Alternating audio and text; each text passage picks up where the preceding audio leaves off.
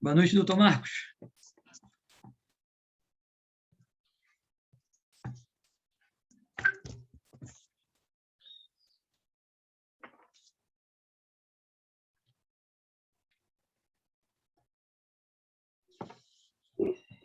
Fala, Vitor.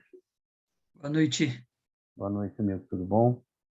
Tudo certo. Estou me ambientando aqui. Sem problema que eu passo os slides, né? Uhum. Show de bola. Eu não sou muito ambientado, não fico com muita vontade com com a tecnologia, não, mas daqui a pouco a gente fica melhor. Beleza.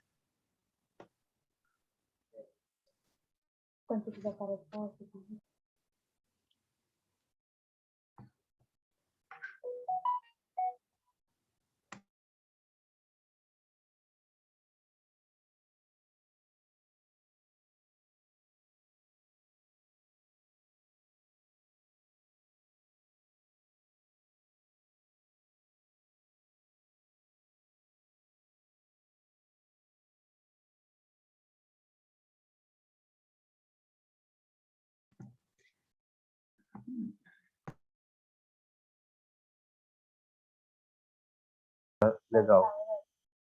Põe só um slide aí para ver se eu consigo visualizar legal ali. Eu vou ter que botar o óculos. Qualquer slide. Não, com a letra menorzinha. Ah, não. Ficou beleza. Tá ótimo. Tá bom. Beleza. Tem que botar o óculos de qualquer forma. Tá perfeito.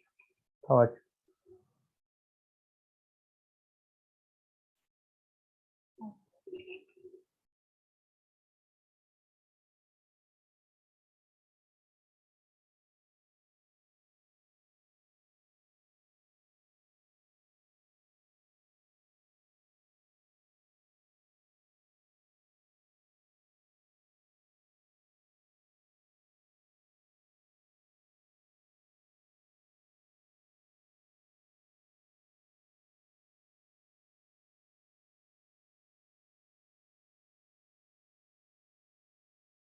Sete horas então a gente entra, viu?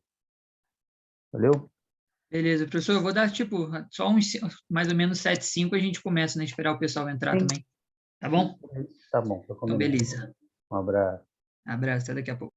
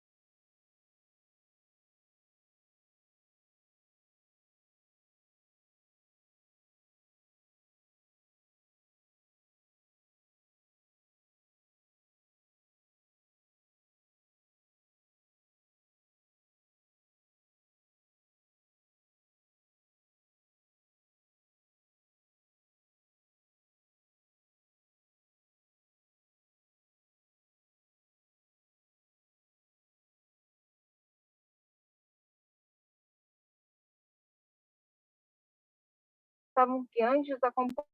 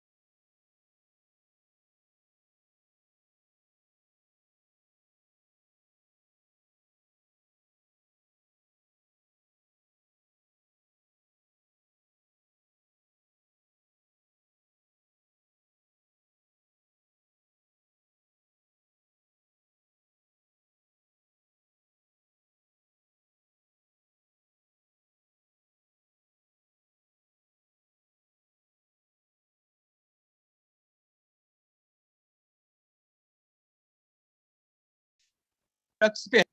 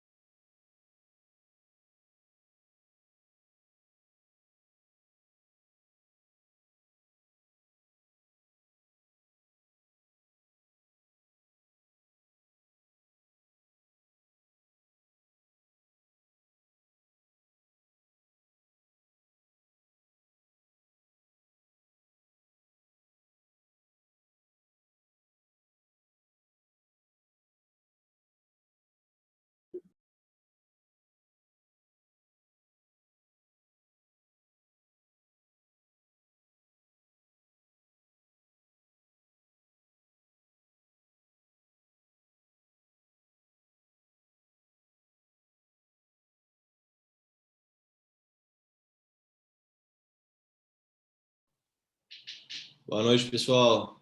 Beleza? Boa noite.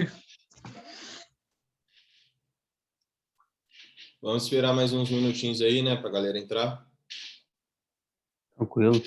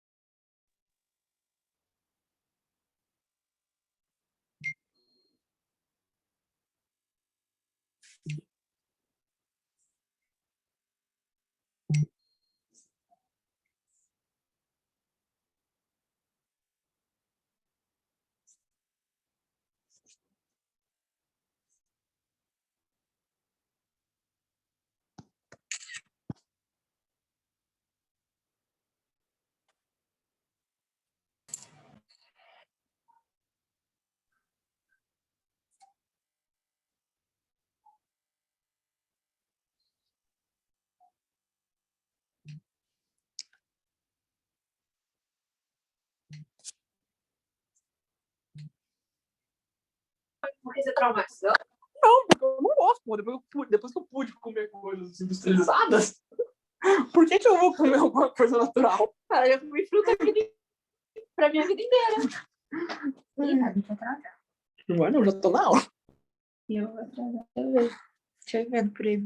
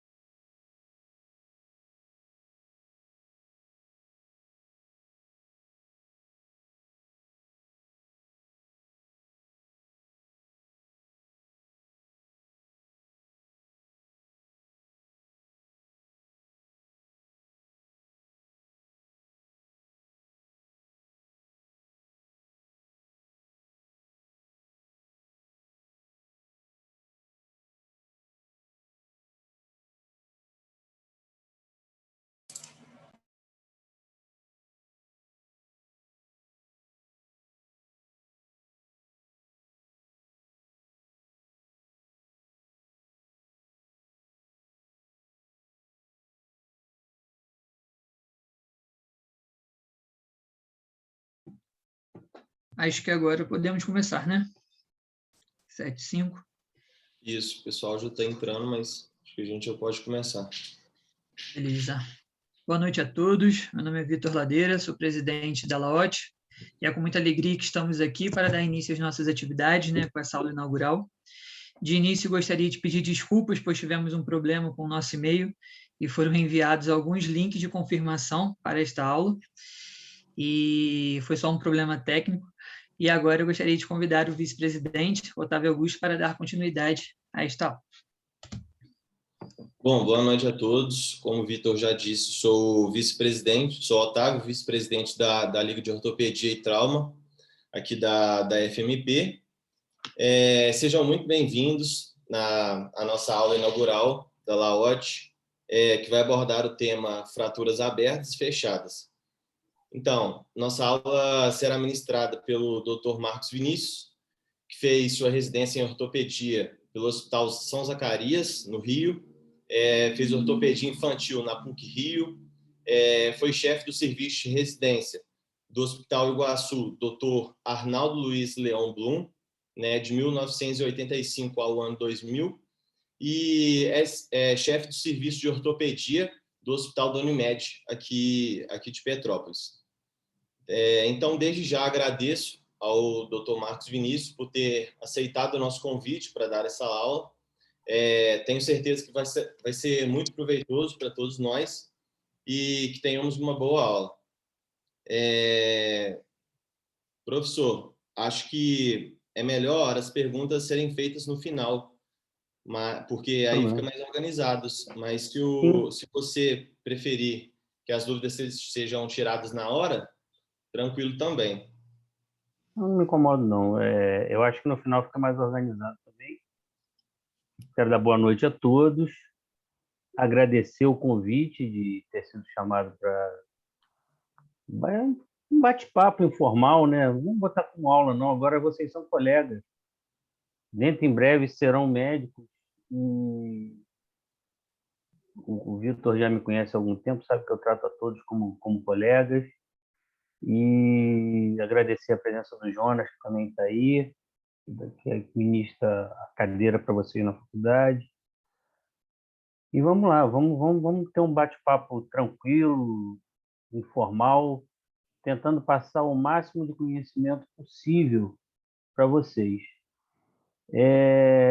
Queria, antes de entrar na aula propriamente dita, deixar uma frase do meu antigo chefe em Nova Iguaçu, Dr. Arnaldo Luiz Leão Blum.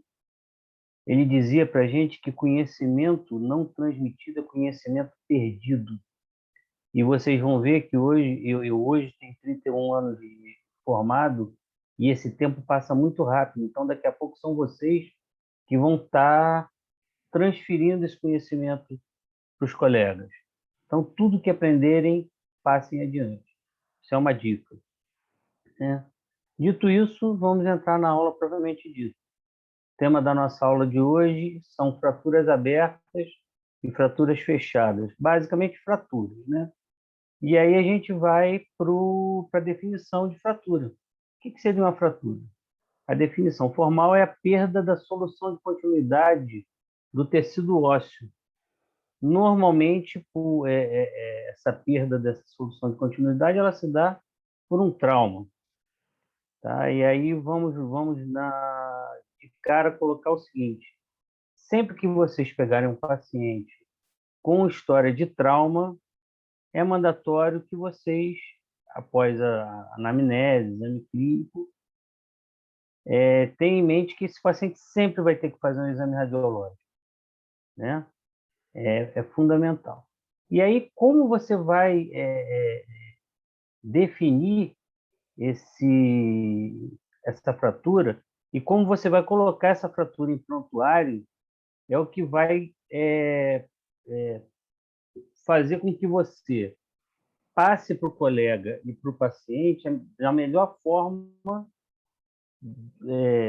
Quanto mais você descrever essa fratura, mais você vai dar subsídios a quem está lendo esse prontuário e a quem vai vir depois de você, e até mesmo para você depois se situar na continuação do tratamento,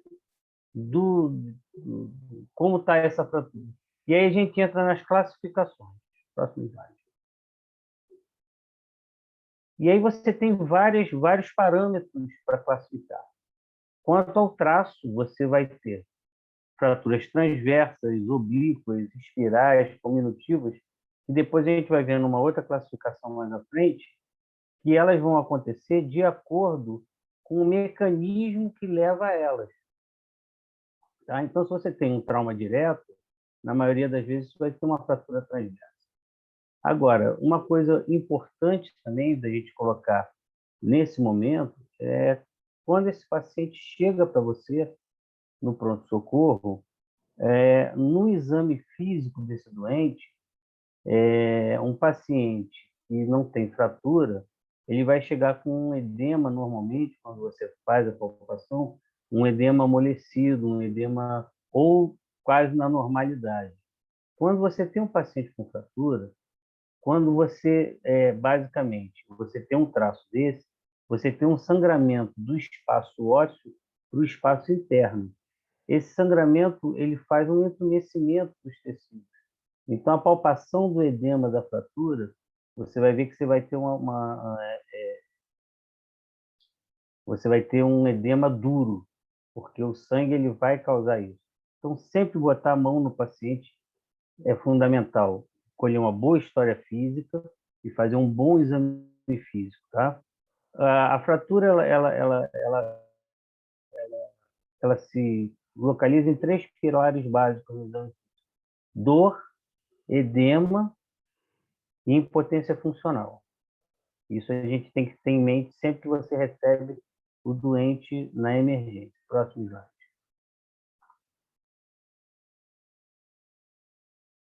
Próximo slide.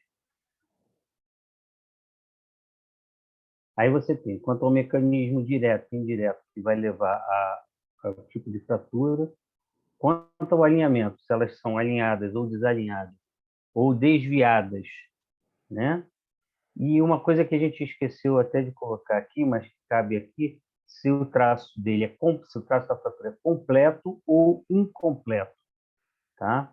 No traço incompleto, você vai ter basicamente os descolamentos epifisários sem desvio, as fraturas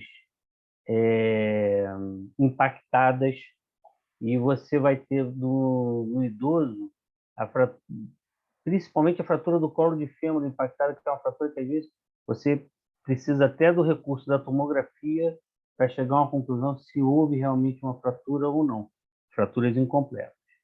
As fraturas completas são mais fáceis de visualizar e elas têm como característica irem de uma cortical a outra no raio-x.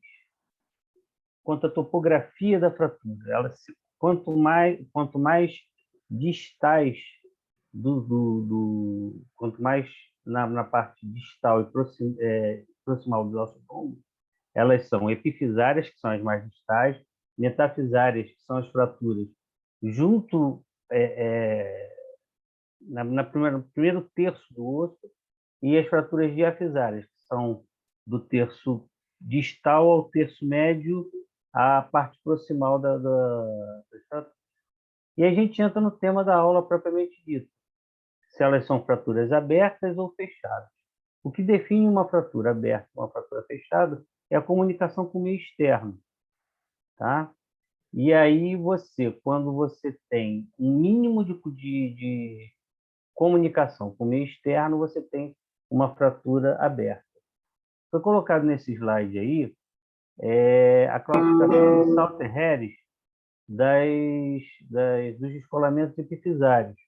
O descolamento epifisário é importante a gente ter essa classificação em mente, porque eles são muito comuns nas crianças. Então,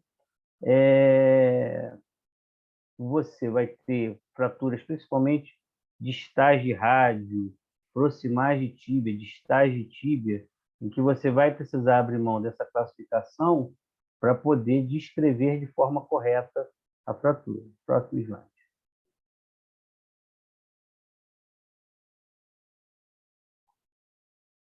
E aí, esse paciente chegou, você fez uma anamnese, teve trauma, não teve trauma,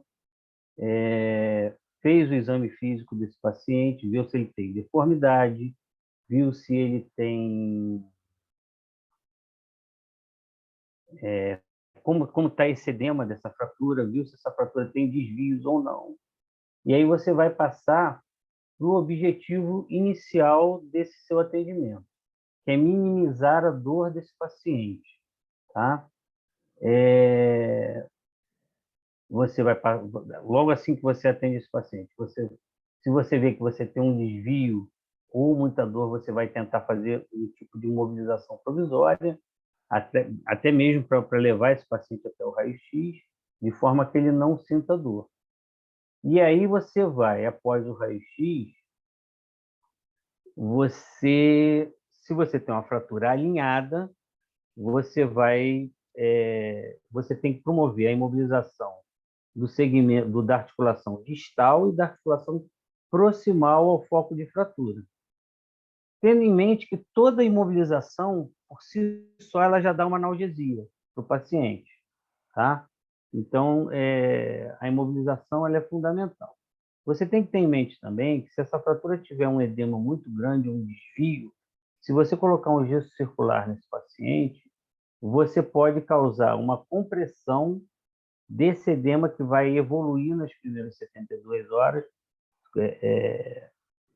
Então, você tem que ter em mente que você vai sempre colocar para esse paciente uma imobilização tipo tala, onde esse edema possa se expandir até que ele se estabilize. Então, sempre nas fraturas, nos atendimentos iniciais, colocar imobilizações tipo tala e não gesso circular. Próximo.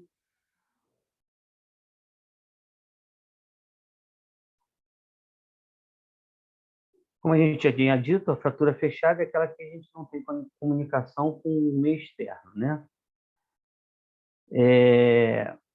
Feita a imobilização, você vai fazer, junto ao atendimento de emergência, a analgesia desse paciente. Hoje em dia existe um conceito muito claro de que os anti-inflamatórios não hormonais eles retardam a consolidação da fratura. Então, hoje em dia, a gente passa para tratamento analgésico do paciente com fratura, basicamente analgésico, tá? E aí a gente vai ver se esse paciente tem algum tipo de alergia e, a partir daí, fazer a medicação venosa, né, para tirar a dor do paciente o mais rápido possível. E aí você tem um arsenal que vai desde a dipirona, que é o mais simples, até o tramadol, podendo chegar até a codeína. Só que a gente sempre evita, sempre que puder evitar os derivados opiáceos, a gente deve evitar, porque a gente sabe hoje em dia que os transtornos, até de dependência química dessas medicações, podem levar depois a gente ter problemas na sequência desse tratamento. Como eu já tinha dito, imobilizar sempre uma articulação antes e uma articulação depois, né? E aí tem uma outra coisa que a gente tem que ter em mente, é quando a gente pega esse paciente, quando você está na ambulância ou quando você está na rua e tem que fazer um atendimento improvisado. Hoje em dia, na maioria dos serviços de resgate, você tem imobilizações provisórias para isso. Mas, às vezes, você pode precisar fazer uma imobilização com papelão ou outra coisa que você tenha à mão para poder resolver o problema. Foi colocado aqui para não se oferecer alimento para esse paciente ou água antes de se ter uma noção de qual vai ser o desfecho desse atendimento. Porque você pode precisar fazer uma anestesia nesse paciente e esse paciente tem que estar em jejum para poder ser levado ao centro cirúrgico, caso seja necessário. E quando que você vai ter que levar esse paciente ao centro cirúrgico? Uma fratura fechada. Quando você tiver uma fratura desviada, que você vai ter que fazer uma anestesia para reduzir essa fratura, colocá-la no lugar e, a partir daí, fixar ou imobilizar essa fratura com gesso. Próximo slide. E aí vamos passar para as incidências de raio-x quando esse paciente já está no pronto-socorro e a gente vai pedir o raio-x desse paciente. A gente tem que ter em mente que nunca se deve pedir uma única incidência desse paciente. O raio-x é uma projeção física de uma imagem no anteparo.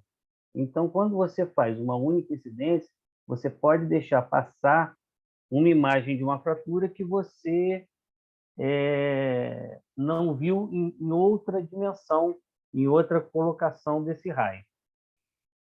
De uma forma geral, as incidências para o clínico na emergência são em antero-posterior e perfil. Existem, fora disso aí, para algumas regiões do corpo, incidências diferentes, porque senão você vai ter superposição óssea e você não vai visualizar, mãos e pés principalmente, tá? E arcos costais, onde você tem que tirar um osso da frente do outro, então você vai pedir a incidência em oblíqua. E você tem incidências especiais para ombro, para joelho, para quadril, para bacia, tá? Próximo, por favor. E aí você passa a partir do momento que a gente definiu as fraturas fechadas, a gente vai definir as fraturas expostas. Fratura exposta é aquela que é a comunicação entre o foco de fratura e o ambiente externo, normalmente com uma lesão da pele. E aí, como esse osso ele vai vir lá de dentro, causando danos em partes moles, esses danos podem ser maiores ou menores de acordo com a intensidade desse trauma e com o mecanismo da fratura. Toda fratura exposta é uma emergência ortopédica, é uma emergência médica. Vamos aqui colocar mais uma coisa. Você tem basicamente 3 emergências importantes na ortopedia. É a fratura exposta, é a luxação e é a artrite séptica quando você tem uma infecção na articulação. Essas emergências, elas obrigatoriamente têm que ser tratadas num curto espaço de tempo. E aí a gente vai colocar uma outra coisa que a gente escreveu aí no slide, que é uma definição que você dificilmente vai encontrar em livro, que a fratura envelhece em dias ou horas, a luxação envelhece em minutos e o descolamento epifisário envelhece em segundos. Então, daí você tira a importância de você tratar de forma adequada essas emergências. Próximo. Você tem um tempo, isso aí é definido até não só para a fratura, mas para as feridas de uma forma geral, onde elas passam de limpas a potencialmente contaminadas, a contaminadas e sujas, propriamente dito, né? E aí você tem que buscar algum parâmetro para classificar a fratura exposta, e você tem várias classificações para a fratura exposta. A que mais se utiliza e a mais prática é a classificação de Bustilo, onde você tem uma fratura exposta, grau 1, quando você tem um ferimento pequeno, menor do que 1 centímetro. Grau 2, maior do que 1 centímetro de extensão, com ou sem exposição óssea. Tá? Às vezes você tem fraturas um grau de exposição óssea. Quando você tem uma fratura com uma exposição óssea muito grande, acima de 4, 5 centímetros, você já passa para o grau 3. E no grau 3, ele vai se dividir em grau 3A, grau 3B e grau 3C. Grau 3A é quando você tem só lesão óssea. Grau 3A, 3B, quando você tem a exposição óssea associada a um dano vascular ou a um dano neurológico. E o grau 3C, quando você tem tudo isso associado botando até em risco a botando em risco a viabilidade desse método. Próximo.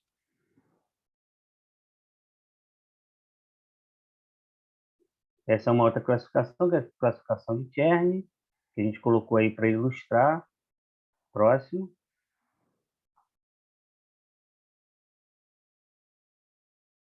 Próximo. E o índice de Messi, que nos dá mais um parâmetro para a gente poder chegar à conclusão da gravidade dessa fratura. Próximo.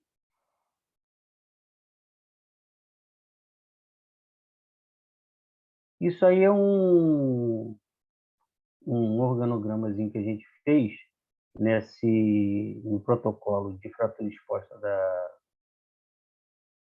da Unimed, porque você tem a fratura exposta, ela é uma patologia de tratamento multidisciplinar. E você precisa que o clínico, na maioria das vezes, esse paciente com fratura exposta, ele tem outras lesões, e tem outras comorbidades, e até que esse paciente chegue ao bloco cirúrgico, você tem que ter um protocolo de como você vai atender esse doente. É importante saber que o paciente politraumatizado que chega na emergência, normalmente você pode ter um TCE, um trauma abdominal, um trauma torácico e associado a essa fratura. Então você, além de classificar a fratura exposta, você tem que ver esse paciente como um todo. Próximo.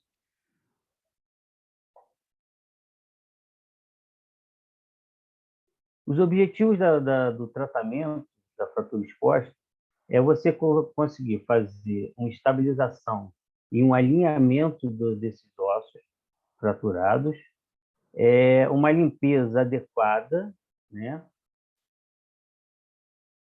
E com isso você diminuir o índice a incidência de complicações de infecção óssea.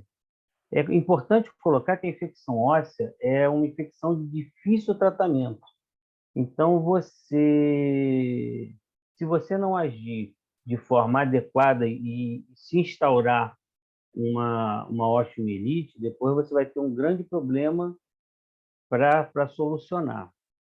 E dentro dessa linha de pensamento, restaurar a funcionalidade, o funcionamento do membro e diminuir os custos do tratamento dessa doença.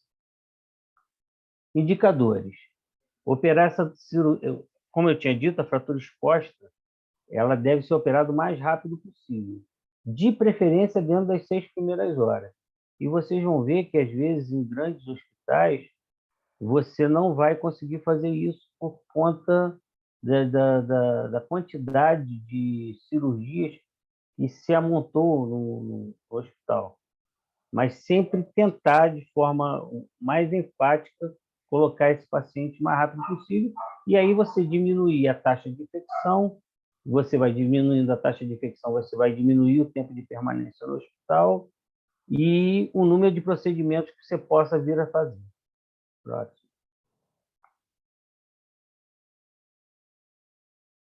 Como eu tinha dito, o tratamento das fraturas expostas é um tratamento multidisciplinar.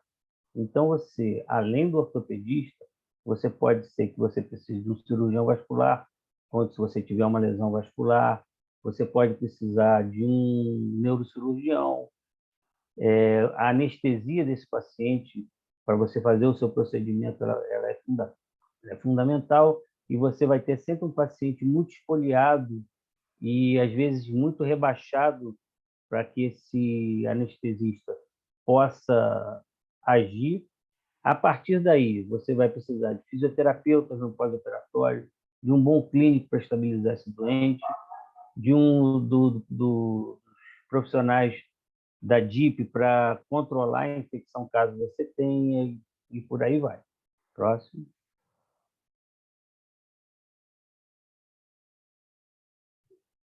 No pronto atendimento, você quando for receber esses pacientes na emergência, a gente tem que ter em mente que você tem que identificar a lesão, coletar a história desse trauma desse doente, solicitar exames, porque essas fraturas normalmente elas sangram muito. Então você pode ter hipovolemias importantes, choque hipovolêmico, e você tem que, junto com o clínico, estabilizar esse doente. A partir do momento que você fez essas coisas todas e fez uma classificação do tipo de fratura, você vai encaminhar esse paciente ao bloco cirúrgico. Próximo.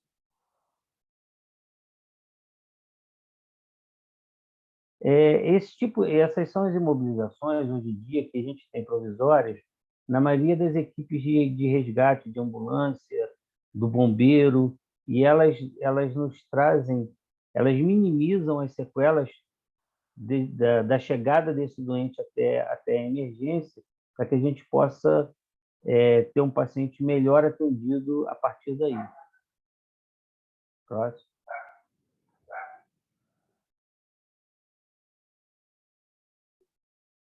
As cirurgias devem ser realizadas sempre em bloco cirúrgico, ambiente estéril, como eu tinha dito, o mais rápido possível.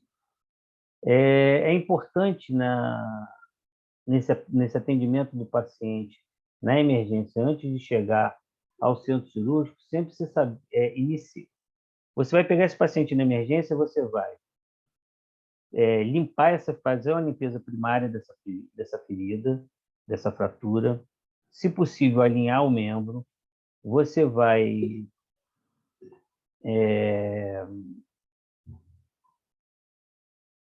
colher uma história desse doente, estando lúcido ou não, mas você vai sempre fazer a profilaxia do tétano e vai iniciar a antibiótico terapia desse doente, sempre, antes que esse doente vá para o centro cirúrgico.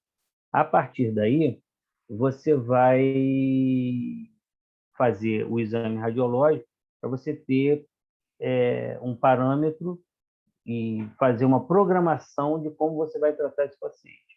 Na maioria das vezes, quando esse doente chega ao centro cirúrgico, a gente vai tratar ele, hoje em dia, uma forma melhor de tratamento desse doente é com um fixador externo, porque você invade menos o doente, tem um bom alinhamento ósseo.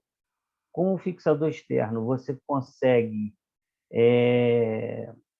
dar a quem vai fazer, dar uma sequência de curativo de forma melhor. Você vai ficar com essa ferida melhor exposta para os curativos e para os tratamentos a seguir. E o objetivo desse tratamento cirúrgico, além de alinhar o osso, é você fazer um desbridamento dos tecidos desvitalizados e lavar esse foco de fratura com pelo menos 5 a 10 litros de soro fisiológico. Sempre tendo em mente que você tem que tentar retirar mecanicamente a maior parte dos fragmentos visíveis. É lógico que vão ter fragmentos que você não vai conseguir ver. A partir daí, você vai fazer a redução, a estabilização, que nas fraturas de grau 1, você pode até pensar numa fixação direta, com placas e parafusos, ou até com hastes intramedulares. A partir do grau 2 em diante, você deve evitar essas sínteses com material metálico junto ao osso, porque a chance de ocorrer uma infecção é muito maior.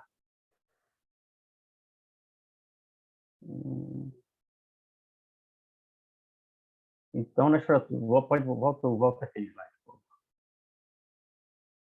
Nas fraturas grau 1 Nas fraturas grau 1, você pode fixar internamente e primariamente, e a partir do grau 2, fixação eu dou preferência à fixação com o fixador externo. Próximo. O tratamento das partes moles é importante você ter em mente que se você, às vezes, tem que tirar muito tecido desvitalizado, você deve evitar que esse tecido fique sob tensão. Mas você tem que ter em mente que você tem que sempre tentar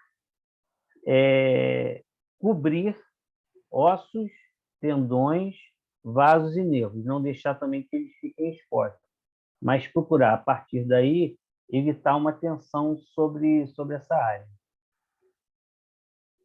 Essa ausência de espaços mortos é uma coisa você vai fazer para evitar que você tenha hematomas que tenham que ser drenados depois.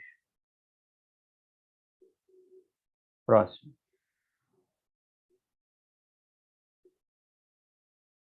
As fraturas do tipo 3B em diante, você tem que ter em mente que você pode ter que fazer uma rotação de retalho, e aí entram os outros colegas que você pode precisar. Você pode precisar do cirurgião plástico, do cirurgião vascular e até do neurocirurgião, dependendo do nível de lesão tissular que você tiver. Próximo. Às vezes você não, só completando aquele outro slide anterior, às vezes você não consegue fazer uma cobertura adequada e você tem que manter aquela extremidade sob observação durante 24, 48 horas. Isso às vezes acontece muito em lesões de mão e de pé, em que você sempre tenta manter aquele segmento, mas às vezes em 48, 72 horas você tem necrose por falta da chegada de sangue na extremidade. Isso é uma coisa que você tem que deixar bem clara também para o paciente, para que depois, se você tiver que intervir novamente, aquilo não cause um problema, um constrangimento. Próximo. Hoje em dia, com o aumento da violência, a gente se depara muito com lesões por arma de fogo. E o comportamento dessas lesões de arma de fogo, desses projéteis, eles são diferentes com relação ao nível de lesão que eles impõem. As armas civis, os revólveres não automáticos e os projéteis de baixa velocidade, eles, na sua maioria das vezes, eles causam, às vezes, só fraturas incompletas ou só impactam. Ou, quando eles transfixam o membro pelo projétil, eles não causam grandes lesões tissulares. Mas sempre você tem que ter em mente que se você tem uma fratura por arma de fogo, você tem que levar ao centro cirúrgico, você tem que promover o debridamento e a limpeza e a irrigação com bastante soro para que você não tenha complicações infecciosas depois. Próximo. Já com projéteis de alta energia cinética, de grande velocidade, você já tem que se preocupar muito mais. Mesmo que esse projétil só transfixe o membro, ele causa, ao passar por ali, um calor tão grande que ele pode causar necroses extensas e lesões vasculares e neurológicas 2, 3 dias após o acontecido. Então, a observação desse paciente nunca dar alta para um paciente que teve uma lesão por PAF de alta energia cinética, por rifles, enfim, por armas de uso militar. Né? Próximo.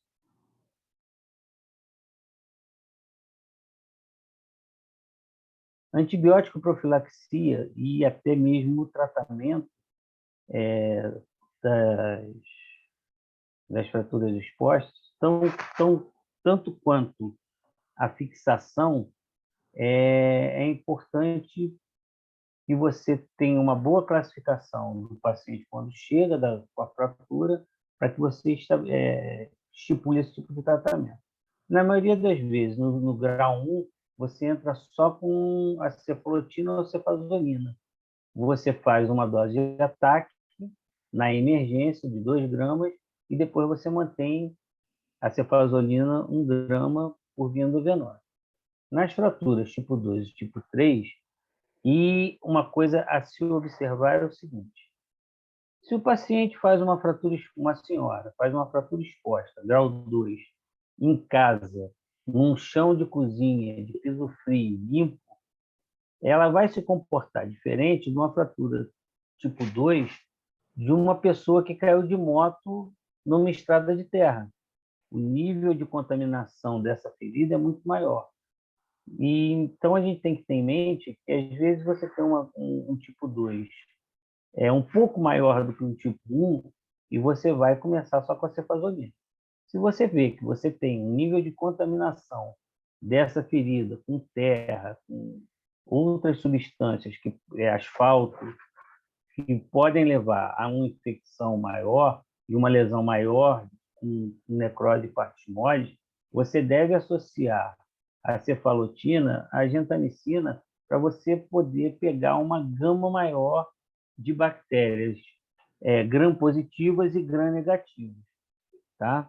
Agora, num pós-operatório de uma fratura exposta, e que você vê que você está tendo uma contaminação, você fez 4, 5 dias de antibiótico, aquela ferida está secretando, está saindo pus, está saindo secreção, e você vai ter que trocar esse antibiótico, você vai, de preferência, pedir um auxílio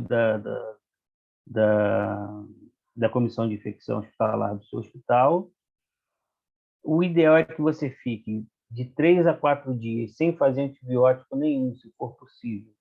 E aí você pode ir lá irrigar essa fratura, lavar. E já vi fazer, a gente já viu levar esse paciente às vezes de 2 em 2 dias para o centro cirúrgico para lavar essas lesões. E aí você vai colher material para cultura e a partir dessa cultura você vai fazer a troca do antibiótico baseada na cultura com auxílio dos profissionais da infectologia. Próximo.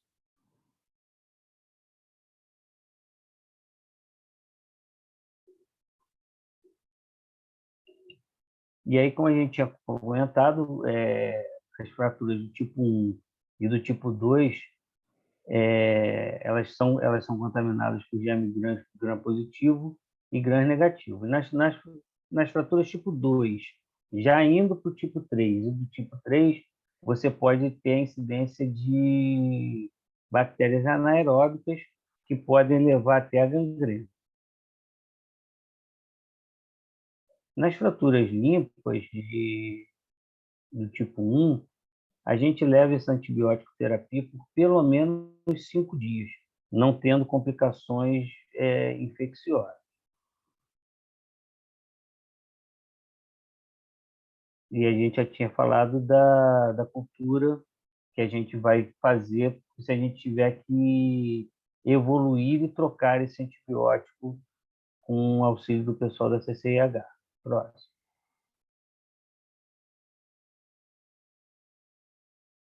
Esse é o esquema de atendimento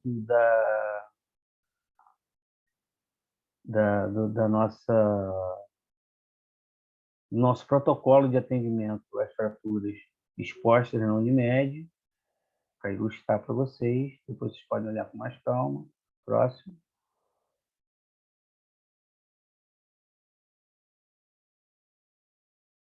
E essa aula a gente baseou no protocolo que a gente fez para as fraturas expostas na Unimed e no site do Ministério da Saúde, que a gente baseou esse protocolo. Vamos lá. Alguma pergunta, alguma dúvida? Então, professor, não teve nenhuma dúvida aqui no chat, não, mas eu tenho uma dúvida Uhum. que é que com relação a assim a lesão vascular de uma fratura, por exemplo, tipo 3B, que assim eu estou palpando o pulso distal, proximal, tá diferente, o distal tá filiforme. E aí eu falo assim porque o exame físico vascular é muito assim muito mais pobre que o exame físico neurológico. Então assim, quando eu vou chamar a vascular, ou eu já posso partir para uma angiotomografia, como que fica o exame físico vascular nessas lesões? Não, o exame físico vascular ele não é um exame tão pobre assim, não, Otávio. Primeiro você tem que ter em mente sempre a anatomia da região que você está abordando, né? Você tem que, além do pulso, você tem que ter uma noção de enchimento capilar periférico, tá? E na falta de pulso e de enchimento capilar periférico, você pode abrir mão de um oxímetro na extremidade distal àquela lesão. Se você botar um oxímetro, por exemplo, você teve uma lesão na perna, uma fratura exposta na perna, e você não tem nada à mão, você coloca um oxímetro. Se aquele oxímetro não tiver oxigenando a região distal da fratura, você pode de cara desconfiar de uma lesão vascular, entendeu? Às vezes você não tem à mão exames de imagem tão aprofundados, dependendo de onde você estiver, tá? Se você estiver num grande centro, você estiver, por exemplo, no centro de trauma, no Hospital de Saracuruna, você vai ter à mão como fazer uma anjo-TC, passar contraste, enfim, N recursos, até passar um contraste, fazer um raio-x contrastado, para ver se aquilo ali está passando o contraste. Mas, às vezes, você não tem. Na grande maioria dos lugares que você vai estar, principalmente se você estiver fora de um grande centro ou no interior, você vai ter que abrir mão do que você tem ali na mão na emergência, entendeu? E, às vezes, você não tem nem um cirurgião vascular. E aí, o que você vai fazer? Você vai ter que clampear essa artéria, você vai ter que dissecar, clampear essa artéria proximal, de forma a tentar não lesá-la também tão proximalmente e abrindo ela aos pouquinhos, até você conseguir chegar num centro que possa te dar suporte para isso. Tá. E nas lesões de PAF de alta energia também funciona da mesma forma, né? São assim As lesões de alta energia é o que eu te falei. Você vê essas lesões, elas aparecem 24, 48 horas depois. Às vezes é uma bala transfixante, você lavou, levou para o centro cirúrgico, lavou, fez antibiótico, fez profilaxia do teto, e é como se fosse um alvo. Do ponto central da lesão, onde a bala passou, aquela necrose ela vai se estendendo para a parte externa do alvo e vai fazendo. Eu já vi fazer amputação do membro depois pelo grau de lesão tissular, porque você não tinha nem como reparar aquela lesão tissular, porque ela causou uma gangrena tão grande de tecidos em volta que você não tem como salvar aquele membro depois. Sim. O Hospital de Saracuruna você vê muito isso, porque é impressionante a quantidade de baleados que chega às vezes num plantão. Certo, professor, entendi. Professor, boa noite. Boa noite. Queria parabenizar pela aula, foi excelente. E eu Obrigado. tenho dúvida em relação às fraturas fechadas. Nas fraturas fechadas, a gente pode ter lesão de parte mole ou de leito vascular, certo? Eu queria saber qual é a frequência das fraturas fechadas nos pacientes que negligenciam essa fratura ou que demoram para chegar no atendimento. Queria saber se tem uma incidência alta de síndrome compartimental nesses casos. A síndrome compartimental é uma coisa que a gente tem sempre que estar preocupado, tá? Mesmo quando, às vezes, você recebe uma fratura. Tem fraturas que elas têm uma incidência maior de síndrome compartimental. Por exemplo, as fraturas de tíbia, onde você tem o osso quase que no subcutâneo e não tem uma área grande para expansão. O que leva a síndrome compartimental? É uma expansão do hematoma fraturário, de dentro para fora, de forma que ele comprime os vasos que estão adjacentes, tá? E a síndrome compartimental é uma urgência ortopédica. Você tem que drenar, tirar aquela tensão para que o sangue volte a circular e oxigene a parte distal, tá? E aí, na síndrome compartimental, é um cuidado que a gente tem que ter sempre, mas às vezes a gente também não tem a mão, é você entrar para drenar essa síndrome compartimental, de preferência com um cirurgião vascular por perto, porque às vezes você entra achando que é só um hematoma fraturário, e quando você chega lá dentro, você tem um vaso rompido, um vaso arterial de grande porte, e se você deixa para chamar o vascular, depois que você já abriu e está com aquela artéria na mão, fica bem complicado. Se você tem uma veia, mesmo de um porte grande, que você pode ligar, menos mal, mas se você tem uma lesão arterial, você tem que ter em mente, assim, desconfiou da lesão vascular, é uma síndrome compartimental, você vai ter que entra, mas você tem que ter à mão o vascular para te dar suporte se você precisar. Tá bom, professor, obrigada. E as lesões tardias acontecem sim, tá? Das pessoas demorarem a vir no pronto-socorro. Aí, normalmente, quando a pessoa leva 4, 5 dias para ir no pronto-socorro, normalmente ela não desenvolve a síndrome compartimental. Por quê? A síndrome compartimental ela ocorre com poucas horas, normalmente, após o trauma. Agora, o que pode acontecer, e acontece igual, por exemplo, a lesão de baço, são as lesões vasculares em 2 tempos. Você tem um trauma naquele membro, aquela artéria ela vai dissecando, passa 1, 2, 3 dias, e aí, quando ela rompe, você tem uma síndrome compartimental tardia. Isso sim acontece. Eu já tive uns 2 ou 3 casos assim.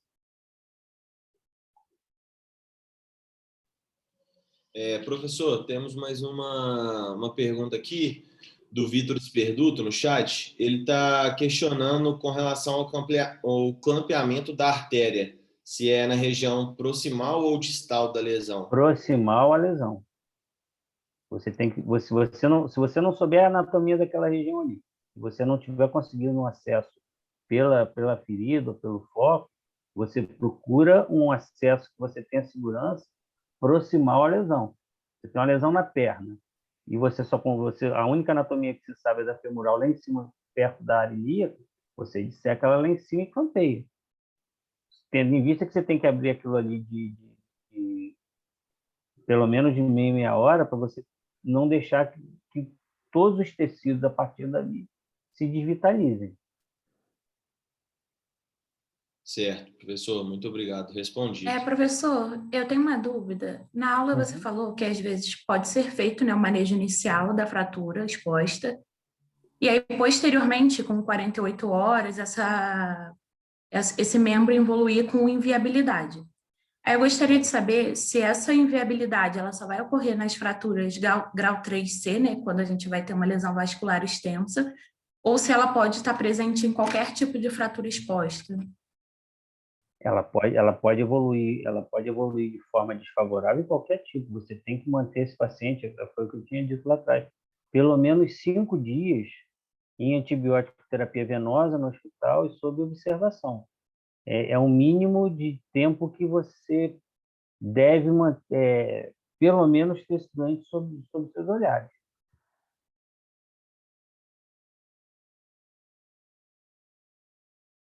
Mais alguma coisa?